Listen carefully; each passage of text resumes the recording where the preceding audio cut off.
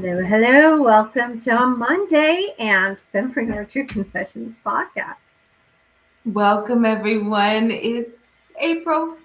Oh my gosh. It is. Last week we weren't here and it wasn't April yet. So it is April and it is a bit wow in my world, just understanding that it's already April. So we welcome you today. I'm Laura.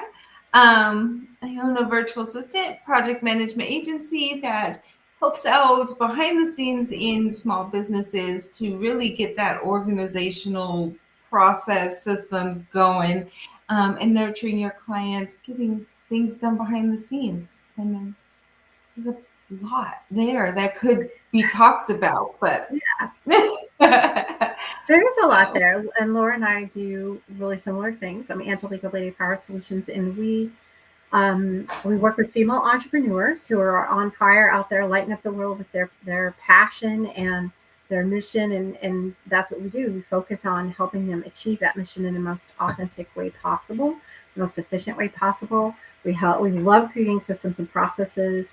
And a lot of the needs seem to be around digital marketing, and just providing the support within one container seems to be like kind of what we've boiled it down to, right? yeah. And being able to collaborate with each other because we each have team members that do different things. We each do, like, we have our things like, Lord, I don't like to do no social media. I love that creative side. So we've been doing a podcast for 2.5 years. Mm-hmm. And both of our businesses have, not suffered because we are quote unquote competitors, right? Right.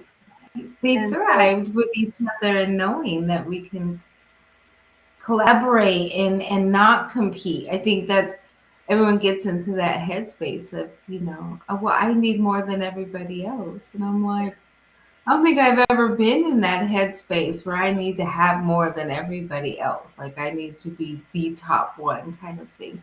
I've or that, always been, I just need my piece, right? Like my little right. world, Or that right? what I'm doing is only I can do it. No, Right. no, no, no, no. There are a lot of people out there that can do what you're doing, Yeah, and there's still enough for you. There's still absolutely. enough. There's enough for everybody. Um, and I had a thought and it's gone. So we're just I'm going to keep sorry. going. Oh, but I know what it was. It was like, so that's what we're here to do, is kind of model that Mhm. for other women, other entrepreneurs, and just be able to say, hey, this is what it looks like when you choose to collaborate instead of competing. This is what it looks like when you support each other. This is what it looks like when you create community and safe space. And yeah, that's what we're here all about. And we have this we are attracting this like-minded guests, right? Guests come in, they self-schedule. Most of these guests are finding Right. us now. We're not out there searching anymore, which is really cool. We're booked up through July or August, which is, I don't know, it blows my mind that we're not out there doing a lot of. Initially we did, but the last year and a half we just now we answer email and check email, and there are um, Yeah. multiple every day people saying, what do you think about this guest? What do you think about me? Could I be on your podcast? And it's been wonderful that people are um, interested in joining our little movement, right? Yeah, Yeah. absolutely. and, And and we it's fun have to have them and meet them so much. mm-hmm, Oh, I think I'm yeah, on delay, damn it. I'm sorry. that's okay. That's I'm okay. on delay. So we're gonna bring in today's guest, Candace Taylor. All right. Meet Candace. She's a cartwheel enthusiast, the human form of glitter, and multi-passionate dream doula. She lives in New York City, but has lived all over the world, from Boston to Nicaragua, to San Diego. It's been a blast for her, and she loves to travel. Her work exists in the intersection of creativity, creative consulting, and artistry and life coaching. as well as health and wellness as a focus. She empowers modern day revolutionaries and culture disruptors to transform the world with their unique magic and creations without sacrificing their mental, emotional, and physical health or wealth. She actively engages with her clients as a guide, counselor, facilitator, support team member, and advocate. She cultivates experiences for folks like you to acknowledge, honor, and celebrate your personal and professional achievements as you conquer self doubt, inertia, and self sabotage. She believes that together we can re envision your convoluted or non existent personal and professional management systems so that you can take consistent, aligned, and empowered action that unleashes spiritual, emotional, and monetary abundance in your life. Did someone say more joy, please? Heck yes. Yes, heck Welcome. yes. Welcome. Thank you so much for having me.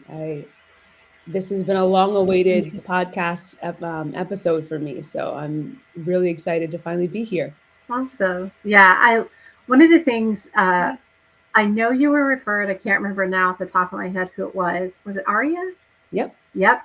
And Aria, I think she gave us your Instagram handle. But then I ended up reaching out and finding you on LinkedIn, I think. But I just remember doula, and I was like, oh, I love that idea of a doula. And most women know what a doula is, but and that's in your little blurb about yourself. But how do you define it? Yeah, I think I actually use both birth and death doula frameworks in terms of how I conceptualize using that term. And so I first discovered what a doula was in the context of a birthing process, and Mm-hmm. someone who helps prepare an individual for a birthing experience, is an advocate for them throughout the decision making process, and then also helps them to reintegrate once they have the child, right? Like your life completely changes after you have if you birth a human being physically, mentally, and emotionally. And I realized that that's what I was helping my clients do as a life coach, particularly around the dreams that they were birthing and bringing into the world. And then I also started to research death doulas, because there's so many different types of doulas, by the way. If you haven't, like, that's a nice rabbit hole to go down. Death doulas also Mhm. help folks, one, laid to rest, the person that they love, so they're supporting the family members who are letting go of someone from their physical body, and then they're also supporting the individual who is moving out of like life as we know it. And I thought Yeah. that was a beautiful additional layer, right? Like, a lot of my clients have to grieve who they once were or who they are as they move into the newer version of themselves. So yeah, those like, I like to take real life and use that to reinforce and showcase what's possible for us otherwise. And I love those two examples. Yeah, I love that. I remember when my mom passed, my one of my first thoughts was, and now I'm an orphan. I'm motherless. And that grieving. It wasn't as much about like her body is now, her spirit will always be with me, right? But that there's all these little phases, these transitions, and having someone to basically hold their hand through it in a really simple way, um, and just hold space. And there is, it sounds simple, it sounds like this little thing that shouldn't matter, but it does. Right. It absolutely does. Um, but today's title, so thank you for sharing that. I think it's important that, I don't know, for whatever reason, I felt like it was important for us to talk about that. But Good too. Yeah. yeah. But today, the title of today's episode, good Lord, okay, drink some water, We know how to is speak. we do. We're on a podcast every week. So your only competition is you. Everyone else is a co-creator, and that came right out of something that you um, supplied in your intake form. And I was like, yes, queen. Let's talk about this. And Yeah. I want I want women to understand it and grasp it so much. I don't know why. Because every time I sense this competitive nature in women, it really irks me. It gets into the pit of my stomach and makes me just like want to shake them and go like, no, you know. Um, but like, how did you come to this realization? Because I think it's important that we share our stories, because I think that's how we connect. We connect and go, oh, wow. I remember when I had a similar experience and how I could have seen it that way or framed it that way. Yeah. I was actually sitting and like trying to process that. I was like, where does that come from in me? Because it wasn't readily apparent. But the first thing that came to mind is I went to an all girls um, prep school from seventh grade through 12th grade. And what was fascinating is the best athletes, the smartest in the class, the most sociable, the most traveled, all women, all girls. And so right away, like being inspired by other women was just like inherently, it was a part of my educational experience, as part of my rearing. And so I think that's like, I wear those glasses. Mm. I was celebrated in that context. Mm-hmm.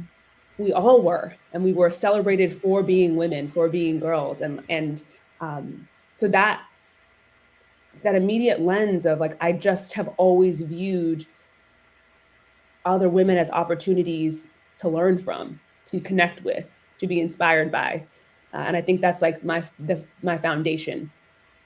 And then the kind of second layer that comes from that, I think, is, in that time frame of going to school, I had extreme anxiety and depression, uh, Mm. like suicidal ideation from a very young age. And I had a wonderful upbringing, wonderful childhood, wonderful life. So it was completely out of nowhere, in the grand scheme of things. Other than that, Right. like my soul was here to navigate that, and it taught me so much about how I approach life and approach the work that I do and approach relationships. So I think that was like my life's work, or my soul's work. But the women around me were who got me through it, right? Mm-hmm. Like they helped me to identify. I remember very vividly a dance teacher of mine. She would find me when I was, she could see, right? Like Mm. I masked really well, but she could always see when I was having a rough day. So she would find me and pull me out of class and say, hey, you know what? Like go into the dance studio and move. And it was through her that I understood dance is a tool, movement is a tool for me to express and really get connected to myself and understand myself.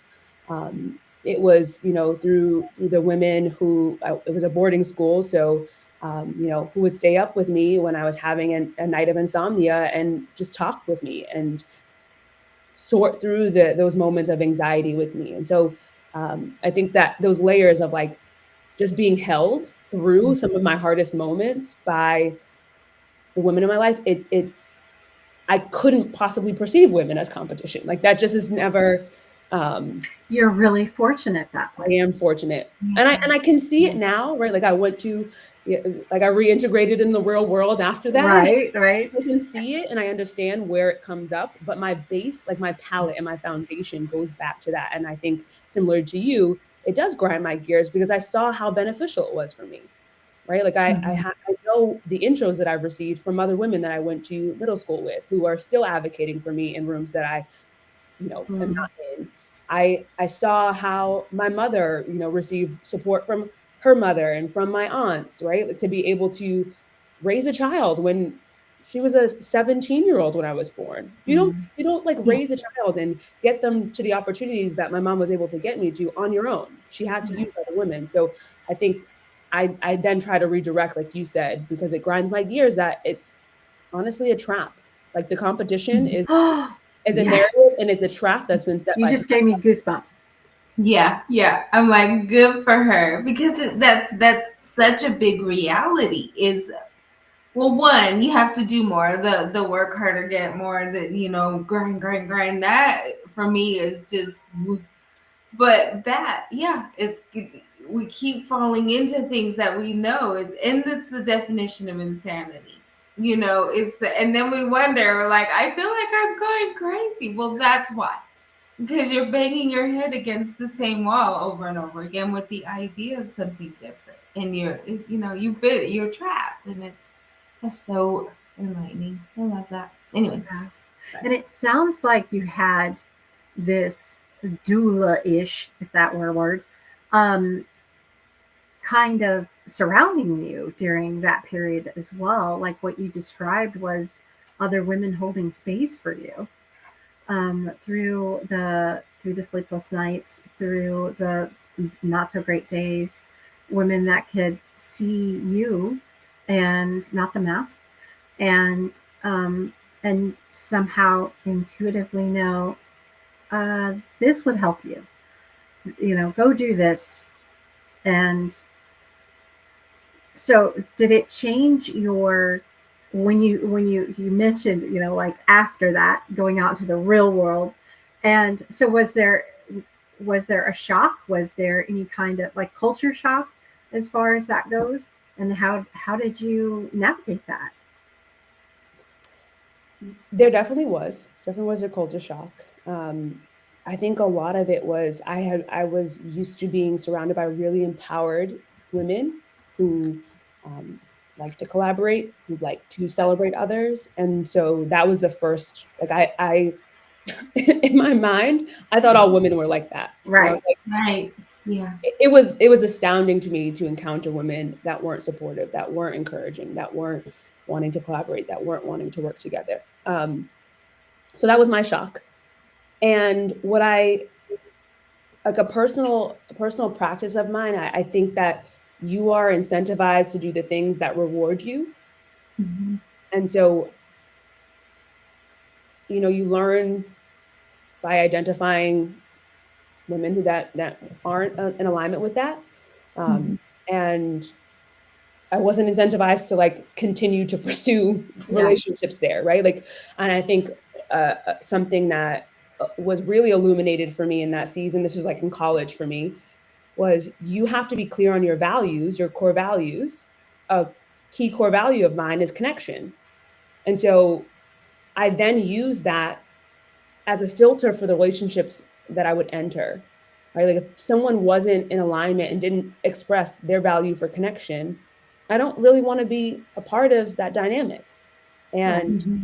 if you're not clear on your values, it's hard to make those decisions. But I think this is a great example. I wouldn't be on this podcast if I value vulnerability and honesty, right? Like Mm-hmm. any opportunity to be vulnerable and be honest, that is important to me.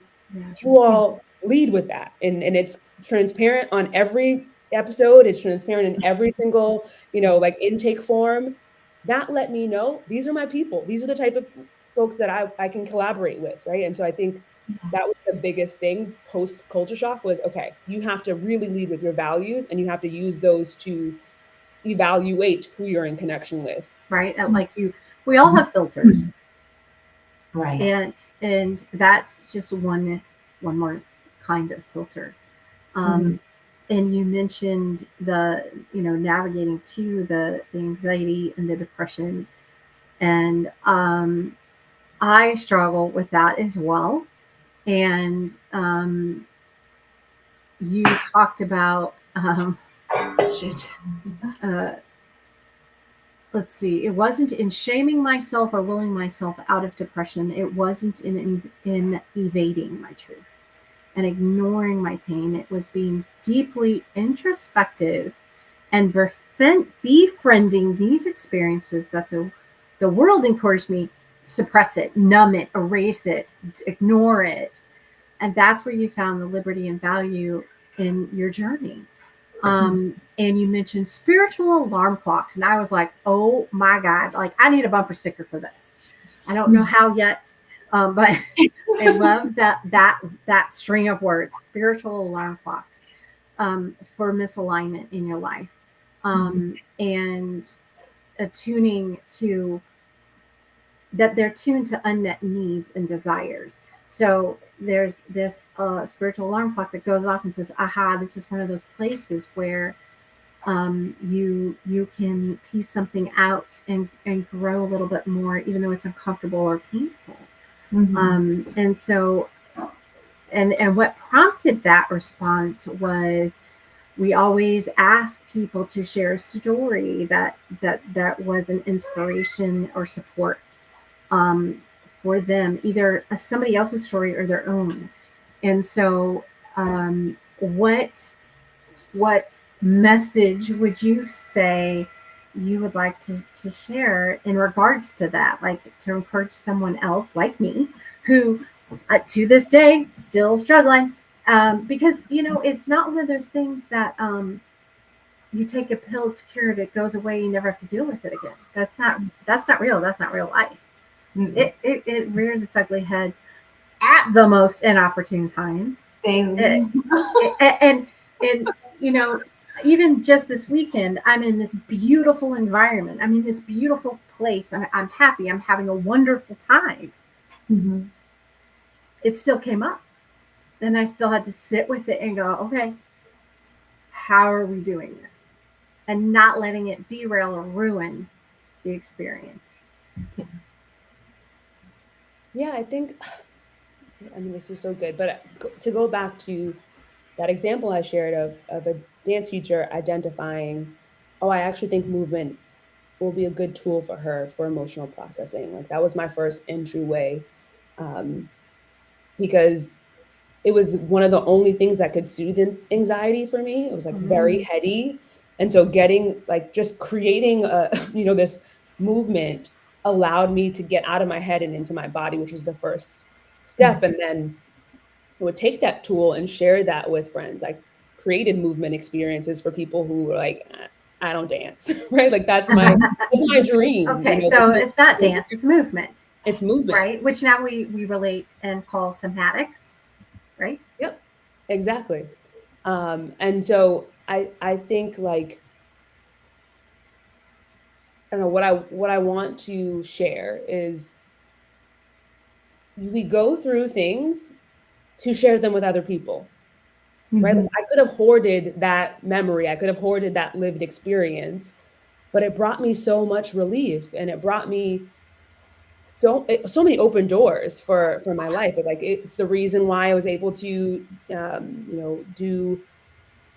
do a Fulbright research grant. It was the reason why I was able to just open so many doors professionally and personally that it's like, I don't want this just for myself. So that's the first thing. Like the things that we go through are to inform us of the tools that we're supposed to use that activate our purpose. And say that again. I love people that. In the back. That was like going through my head, like, oh, I'm loving this, because there's a reality there. Yeah, we're supposed to. And I think it goes back to the trap, right? Like if you're taught, we're trained to feel shame about the hard moments in our lives. So then we hoard them, we repress them, we ignore them. And that is to isolate, right? Like if you are hiding something, if you feel shamed about something, you can't connect because you're always going to try to be hiding that. But the way that I flipped that for myself, and then what I try to do for my clients and for my community is say, no, like, let's dig into the things that you've been navigating. Let's actually go to your shame first, right? Like that. Interestingly enough, I've started to use tarot and astrology in my coaching and support of clients much more, specifically because I feel like we can go for the things that are buried underneath the surface a lot faster. Like spirit's like, okay, here you go. God's like, here's a blueprint of who you are. Here's exactly where your shame lives according to that blueprint, right? Like I try to go deep into those things as quickly as possible because those are often where our purpose is activated most easily. It's the way that we connect most easily with other people, right? Like we connect through pain. Pain is a shared universal experience, whether you're a human, a bird, a dog, whatever creature you are, we all can access pain. And that's such a good way to cultivate empathy. So I always say start there, right? Like start with the thing that you have been conditioned to believe you should be ashamed of, you should repress, you should fear. That is the thing that will activate your purpose. Okay. So I love that. those things that society says to stay away from, don't do that. That's shameful. Instead, we're going to flip the script on that and say, run towards that as fast as you can. That's your purpose. Mm-hmm. If you're floundering, if you feel stuck, if you feel like, I don't know what to do with my life, sit in that uncomfortable space of being ashamed or scared or fearful or in pain, and let it excavate and uncover and unbury what society has conditioned us to bury. And conditioned right out of us. And that's where you'll find that meaning, that purpose, that fulfillment that we're looking for. It's so good, Candace. So good. I always say, like, get curious about it, because either a need lives there, a value lives there, or a desire lives there. Right? Like, the shame I was feeling was often connected to not loving myself. The need was, I needed to know that I was worthy. I needed to know that despite the fact that I look different from everybody else in my environment, I went to a predominantly white setting, that doesn't mean that my skin color, my shape is less than. It just means that I have differences in the context that I am. But if I didn't listen to that shame, I would have stayed in that story. That would have been the narrative that swirled around me. But because I got curious about it and investigated it, I was able to say, oh, no, I just need more examples, right? Like, I need more examples that look like me, and of folks that feel worthy and feel important and feel like they matter. Great. Checked it off. Okay, now I know that I value my body and my expression and my joy. Great, right? Like, it points you to your power. Yeah. Yeah. We were talking this morning in a group that I'm in, and we do human design, and I'm still trying to figure out what that means for me, because everybody's is different. But I have an all defined system, but I'm disconnected from my head to my body. And I'm like, what does that look like? So visually this morning we looked at it, and when it clicked in, it was, I'm all logic, and then I'm disconnected. So I keep trying to push things to my brain and make my brain drive, but it's one of those where in my design, it's supposed to be all about internal and not my brain leading. So it was really, when you sit with that and you really think about that, and I was like, so no logic. I'm like, I was born into logic, and it's no logic. Like, you have to completely just disregard the logic right now. And that is like the big thing, because I keep kicking back to logic. And it's so funny how we have those things kind of set in us. But realizing, really, truly, your, like, my purpose lies in not using my logic, not controlling a situation. And if we actually sit down and just say, okay, because I'm about to be 50, and that okay moment is still very, like, oh, okay, I'm gonna sit in this. And you get that reluctance, right? But it's that same feeling of, yes, there's reluctance, yes, there's fear, yes, it is uncomfortable as hell, because it's a lack of control fully. But then it's one of those, okay, well, if this is, yeah, let's just do it, let's figure it out what that means, and you've got to do it, because you're gonna be pushed to be louder. So I feel like this is, yeah, and I feel like this has been a huge theme this year is letting go of control, right? Getting out of our head and getting away from leading with our head and leading with our heart. I know for me, that's been a huge, quote unquote, a message that's been pounded in. I feel like, okay, you're not hearing me, so I'm going to do this really crazy stuff that makes no sense whatsoever. And the other thing is this sense of worthiness and coming fully into who we are and understanding we are worthy. Yeah. And sometimes that'll come up for me, and I'll I'll really question, like, what the fuck am I even doing? You know, that it's more than imposter syndrome. Okay. I'm looking at that person and going, who the hell are you? Who do you think you are? And it's almost, and I'm a Gemini, so I do have the two sides of the coin, right? Like, well, this is who I am. This is who I am. Deal with it. And I don't know what your problem is, but I've always been here. And and seeing it, remembering that sense of worthiness and not entitlement, but confidence as a child, as a little girl, remembering how that felt and who she was, and going, oh, you know, and it's come up over and over again. But this year, dude, it's been rough. I'm like, okay, I'm trying to learn the lesson I am, because I don't want any more of those things going on. Lord knows what's going on, man. Yeah. Really quick, so, we do have some chats that have come through, and I just wanted to recognize that. So oh wow, very cool. If I can.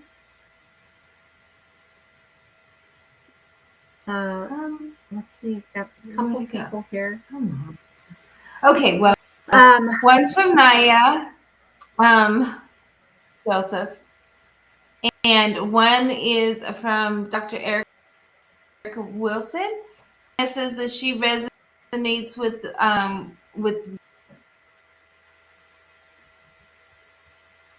people. Did we lose you? And then yeah, we did. We did.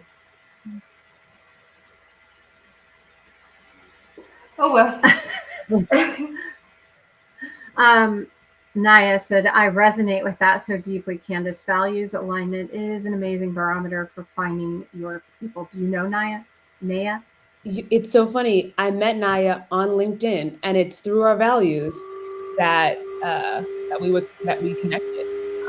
So she's a great example of that. Oh, yeah. And it is, and Dr. Erica Wilson, that it happens to us, but for us to share with others. And I think that's another reason we do the podcast, is so women can not only see the modeling, right, of this collaboration over competition abundance mindset, but, you know, in sharing the story, not feeling alone, because that was one of the things Laura and I were like, is nobody else dealing with this shit? Because, like, are we the only ones? And we're not. We know we're not. It's just that nobody's talking about it openly.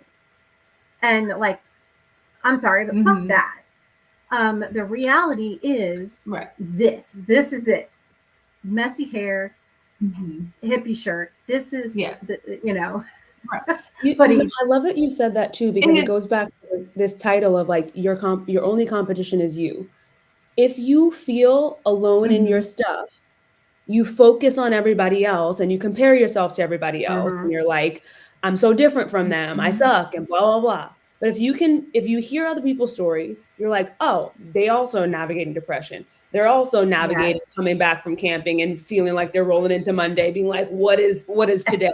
They're also navigating the coughing and like when you normalize that, then you can actually say, what is the part of myself that I actually want to work on?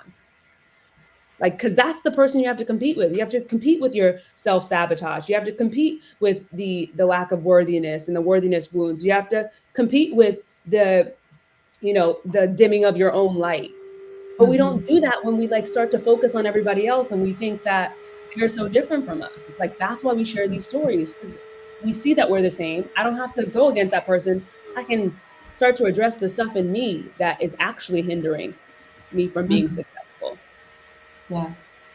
And that was the appeal for both of us. When we first started talking about it, it was, I'd already been through 2 separate incidences, and I was like, all right, third time's a charm, and I'm getting ready to find my inner, I'm getting ready to remember my, I didn't have enough bail money, let's just say that. Anyway, so it was, those moments of, well, what the fuck?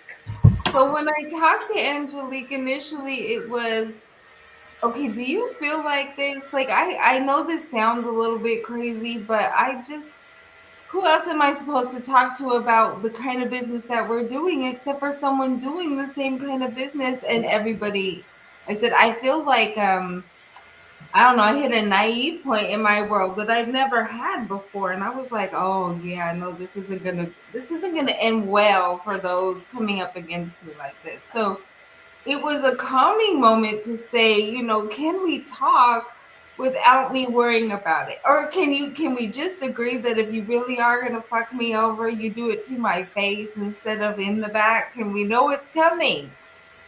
And that relieves that tension of being able to say, okay, this is what I need. I've got to trust something here. And it felt good to say that and know. And then we earned each other's trust throughout all of it along the way. And even the beginning of this year, I had an incident and I had to call Angelique and be like, oh my God, every single one of the clients, can you check in? Can you do this? Can you do that? Can you just cover and just ensure everything's kind of run a little smooth while I deal with this? And she was more than willing to do that. And that creates that one, I know I'm not going to fail right now in this moment because I have someone who's willing to have my back. She's got the same thing. She knows that if she needs me, we're there. That being able to have that as women supporting women, just for me was like, okay, there's breathing room in that. So now we're not panicked about, now I don't have any support either. Now it's, I can fully trust or not. I trust that she knows me well enough now to be like, look, this is gonna hurt, but this is what's about to happen, like it, or whatever. But we're clear on that, and it becomes so important in business to do that, and you need something like that. Yeah, like a community, right? This weekend we were vending, and there were obviously other vendors there, and I witnessed one woman walk up to the person that was coordinating the event and say, "Hey, can you call so and so? There's somebody at her booth, a customer." And I was like, now that's one vendor looking out for the other, that support system, that net. That not only will I catch you if you fall or fix your crown, but will also fill the gap for you. That will also, go that little extra mile to make sure that you're successful. Not in a do it for you way, but I'm here beside you. And just pay attention, be engaged, be present. And it was a neat thing to see, and it was encouraging because it can get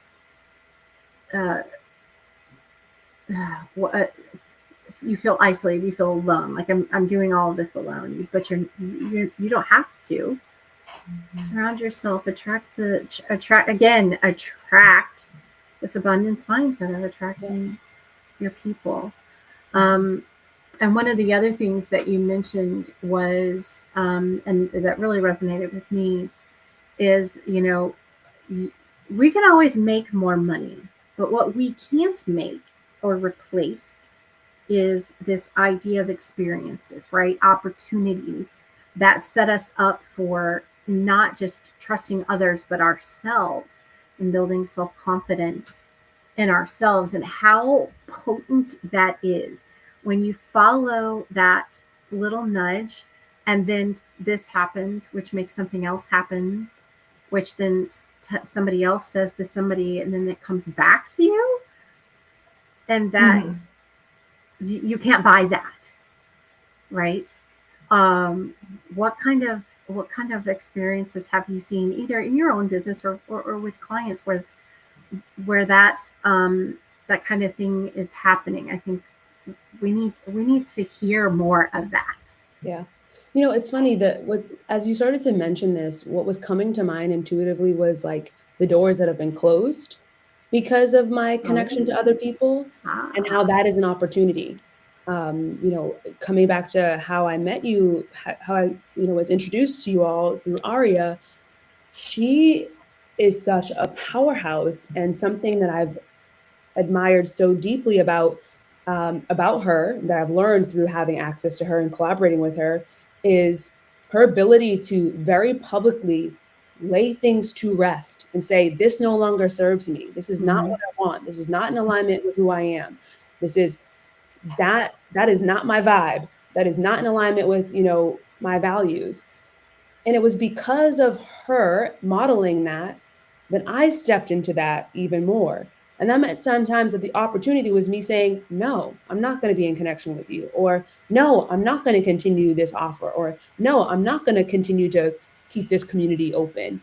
And I think sometimes, we rob from ourselves energetically, spiritually, mentally, emotionally, because we're like, I gotta fight, I gotta go through the trenches. It's like sometimes you don't need to be in the trenches. Sometimes Right. you need to get up and go rest, and then you wake up and you're like, oh, there's the door that I should be going through. Yeah. And so I don't know why that was like the example that felt so top of mind, but I do feel like right now in this season, there are people modeling to you where you get to like put down the heavy load, where you get to say, I'm not doing that anymore. I don't feel like Yeah. putting my head against the wall anymore. Yeah. And sometimes collaboration and connection helps you do that, right? Like if I had seen her as a competitor, where we have some different ways that we use our tools, but we are both motivational individuals who are coaching and consulting people. If I had seen her as a competitor, I would have literally had a year's worth of effort in ideas that I didn't actually feel aligned to, and people that I did not feel like were my people. And I'm so grateful to her for preserving my sanity unintentionally and preserving my well-being and health by modeling it's okay to let go. Yeah. It's okay to leave the door closed.